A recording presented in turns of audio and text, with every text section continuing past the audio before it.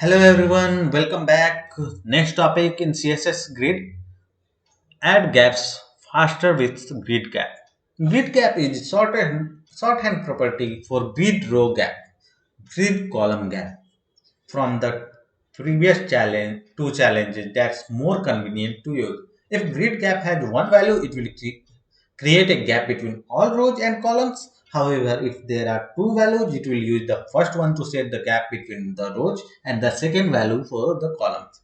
So the task, use grid gap to introduce a 10 pixel gap between the rows and 20 pixel gap between the columns. So for that, we will first write the property name grid gap in the container and then give the value of rows 10 pixel, but it's set to all the space, means in the column gap and row gap, both of them, as only one value is given.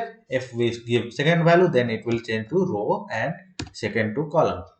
So we can see 20 pixel of distance between two columns and 10 pixel of gap between two rows. So run the test and it's successful. Thank you for watching. See you in the next video. Till then, bye bye.